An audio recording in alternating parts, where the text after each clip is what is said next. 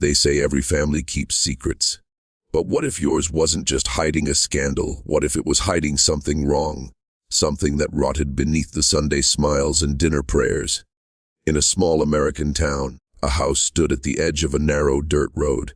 It was beautiful once, white siding, rose bushes, a porch that looked out toward endless fields. But behind those painted shutters, the people inside lived a life that no one dared speak of, and for good reason. Locals used to call it the house that breathed. Not because it was alive, but because at night you could swear it sighed, as though the walls themselves remembered what had happened there. The whispers started in 1957, when the eldest son vanished. Then the father stopped showing up to town meetings, and finally, one by one, the curtains never opened again.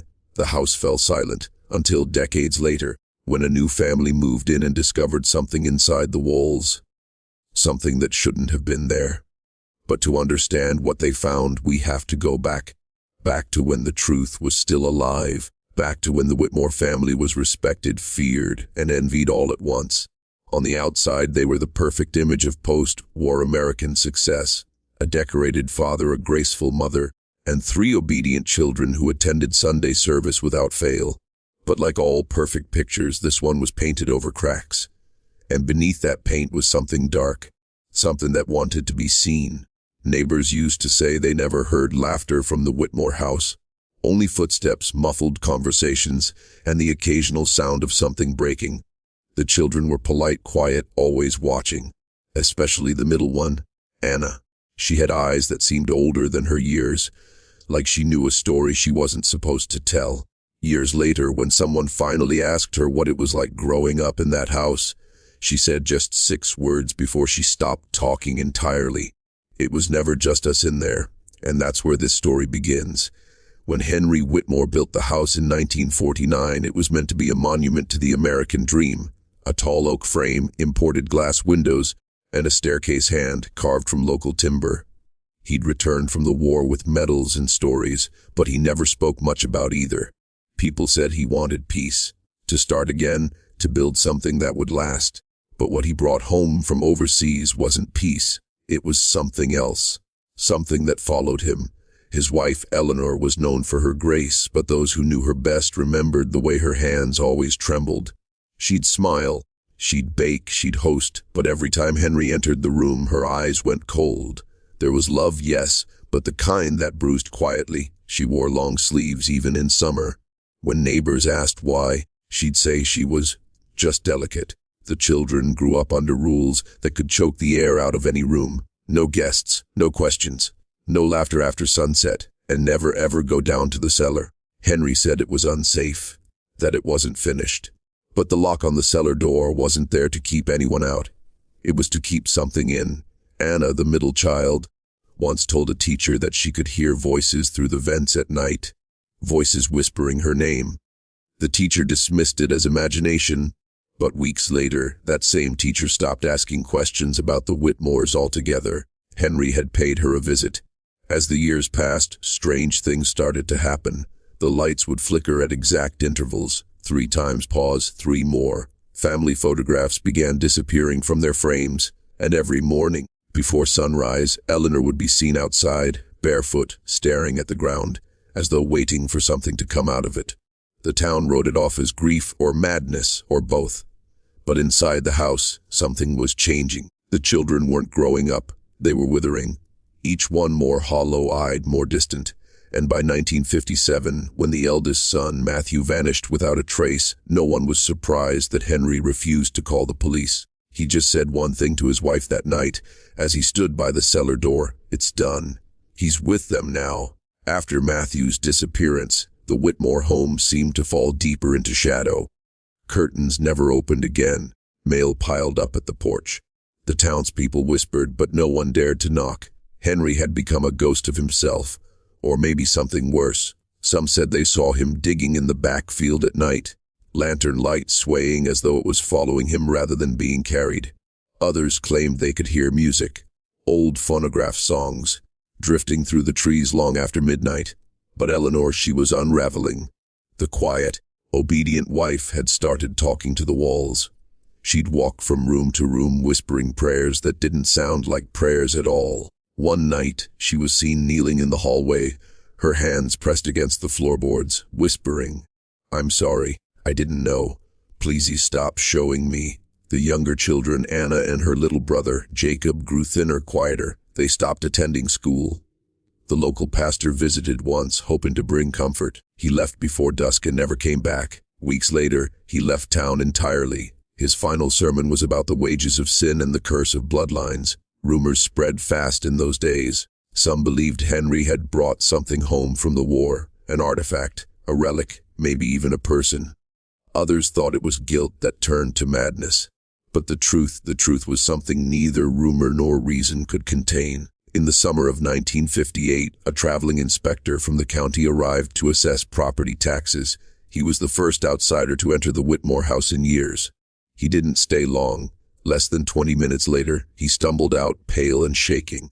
He refused to speak about what he saw, only muttered about a smell he couldn't describe and the sound of something breathing beneath the floor. When authorities returned weeks later to follow up, the Whitmores were gone. Every one of them. No note, no sign of struggle. The house was locked from the inside. Inside, the dining table was still set for 5. Dust hadn't yet formed on the plates, and on the far wall, scratched deep into the wood, were 6 words that looked written in blood. We never should have opened it. For nearly 40 years, the Whitmore house stood abandoned, a hollow skeleton of its former self. The county boarded up the windows, posted a warning sign, and quietly let it fade from memory. But you can't bury a secret like that. Not when something is still waiting to be found. In 1996, the property was sold at auction to a family who'd never heard the stories. The Harpers, young, optimistic, eager to restore a piece of American history. The town tried to warn them. Old-timers told them it wasn't safe, that strange things happened there. But they laughed it off. The first few weeks were blissful, cleaning, painting, filling the halls with laughter again, until the laughter started echoing back. The youngest Harper boy, Tommy, was the first to notice. He told his parents he'd made a friend in the basement, said his name was Matt. They thought it was cute, until Tommy described him in detail. He wears an old uniform and his eyes look tired. Well, then came the noises. At exactly 30:17 every night, footsteps would cross the upstairs hall, slow, deliberate, heavy. The family's dog refused to go near the cellar door. Tools went missing, photographs changed. In one, Mrs. Harper swore she saw someone standing behind her, a man in an old military jacket smiling faintly. When they finally decided to open the cellar, they found the lock rusted but intact. It took nearly an hour to break through. The air that rose from below was colder than winter, thick and foul. The stairs descended into darkness. They found nothing but dirt and stone, and in the far corner, a wooden box no larger than a child's coffin.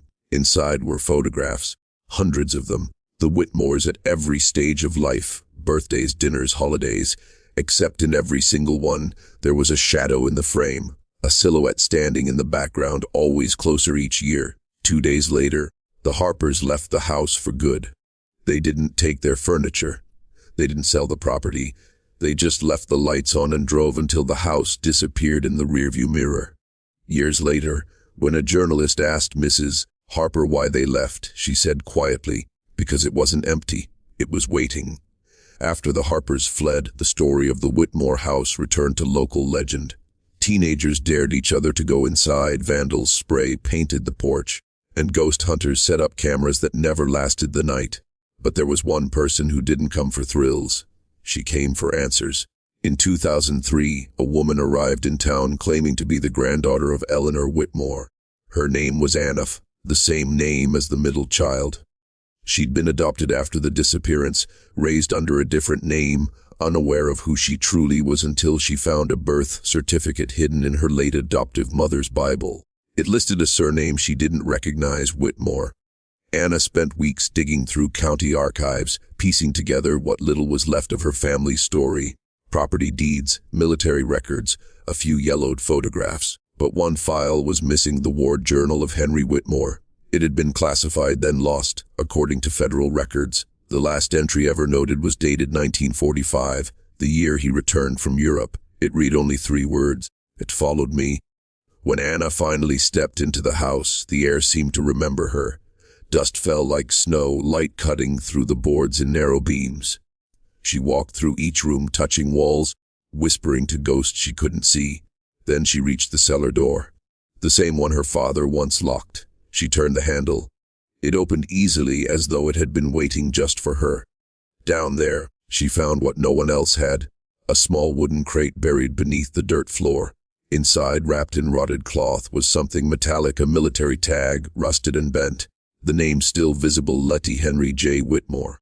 But that wasn't what made her scream. Beneath the tag was something else, a child's tooth, wrapped in a strip of faded fabric, embroidered with her own initials. If you're still watching, you're already braver than most. Tell us in the comments. What would you have done if this was your bloodline? Would you dig deeper, or would you let the dead keep their silence? Because Anna didn't stop. She couldn't. And what she found next would rewrite everything the town thought it knew about the Whitmores, and about what really happened behind closed doors. The deeper Anna searched, the more the past began to shift around her. Every answer opened another wound. Local records revealed something chilling. Her grandfather, Henry, had been stationed in Germany during the final months of the war, attached to a unit responsible for recovering stolen artifacts from abandoned estates. One report, buried in the archives, mentioned a sealed chamber beneath a burned manor, and an item catalogued only as Subject 12. No one ever explained what Subject 12 was, or why Henry's name appeared next to it over and over again, followed by a redacted line that read "containment compromised." After Henry returned home, incidents began almost immediately. Livestock deaths, disappearances, whispered sightings of figures walking the Whitmore property after midnight. The government classified it as psychological aftershock. But Eleanor's diary, which Anna later discovered hidden inside a piano bench, told a different story. The final entry read, "He brought something home. It doesn't sleep. It just learns us. Every day it looks more like us." Anna's nights grew restless. She heard things, scratching from the attic, whispers in the plumbing, the hum of a voice just behind her breathing. One night, she followed the sound to her bedroom mirror. Beneath the glass, faint handprints appeared, small, childlike, pressing outward. Then she noticed something else. In every family photograph she had recovered, the same shadow appeared, standing behind her grandmother, closer each year. But the last photo, taken just months before the family vanished, was different. There was no shadow at all, only 5 faces staring blankly at the camera, except Henry. His eyes were gone. Anna sent her findings to a historian at the University of Chicago, hoping for clarity. Weeks later, he responded with a single line, "You need to leave that house immediately." She didn't. The final audio recording from her camcorder, found years later by a salvage crew, contained 38 seconds of sound. A door creaks open. A woman sobs softly, then a whisper too close to the microphone to be human, "Welcome home, Anna," and the recording ends. Months passed before anyone realized Anna was gone. Her car was found parked beside the overgrown path leading to the Whitmore property, keys still in the ignition, door slightly ajar. Inside the house, everything was as she'd left it. The same layers of dust, the same box in the cellar. But one thing was new, a set of fresh footprints, small and bare, leading from the basement stairs to the front door and stopping there. No prints outside, no trace of where they went. The police closed the investigation quietly, calling it another tragic disappearance. But not everyone believed that. The salvage crew who recovered Anna's recording refused to re-enter the property.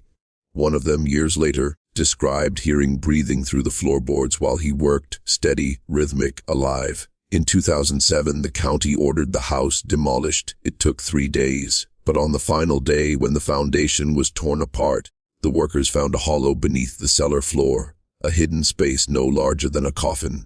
Inside were remnants of a uniform, fragments of bone, and a single photograph, perfectly preserved. It showed the Whitmore family seated around the dining table. The father, the mother, 3 children, and one more figure standing behind them, tall, faceless, and watching.